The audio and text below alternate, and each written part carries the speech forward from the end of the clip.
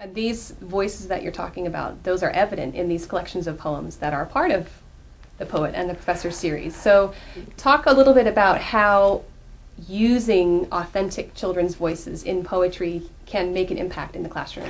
First of all, let me talk about the Poet and the Professor series, because I'm really, really excited about it. My whole life, this is not really important, but it's my life, okay? My whole life, all of my work has been moving toward perfecting this notion of writing in voice. And in this series, I got to actually create in each book a dramatic context in which a character in the story, who's not Brod Bagert the poet, is the poet writing the poems. And I did, in each book, each of the 3 books that comprise the series, I got to do it in a different way. So it's this, in essence, represents the culmination of 40 years of writing toward this. So I'm really, really excited about it. All right, so let's first focus on the simple idea of oral recitation. I believe this is the underemphasized thing in education. How do you learn to write with voice? You recite with voice. How do you learn to use correct language? How do you learn correct grammar? You recite and you hear correct grammar. How are you motivated to learn? You become the voice of something that you're learning, and you learn it. So I believe oral recitation is absolutely the foundation, or can be the foundation, of a successful curriculum. And because teachers are, of necessity, because of the structure of our educational system, placed in the very best of circumstances with a ratio of 24, 25 students to 1 teacher, it's very difficult for teachers to have the opportunity to introduce orality as much as they might. Well, reciting poetry becomes the opportunity for doing that.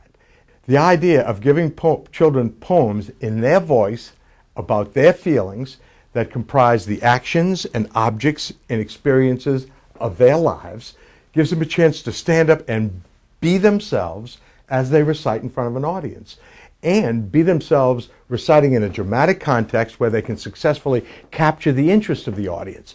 So all of these things happen. First of all, when you become the text and the page, a new relationship between the child and the text is established, because suddenly they have become the text. They're not reading the text is not outside of them. They have become the text. So suddenly they have a new relationship with books, and that transfers not only to this poem, but to all the other books in the library. And their relationship with reading and knowledge alters. In addition to that, they get up and they successfully perform to an audience, and the audience responds. You know, the audience responds. And when the audience responds, I mean, the message to the child deep down inside of them is, I have value. I can open myself up and take a risk and give what's inside of me to the world around me, and the world around me responds to me. I have value, I have worth. I can try things, you know. And of course, all of that depends on the fundamental, simple notion of giving them something that with which they can succeed.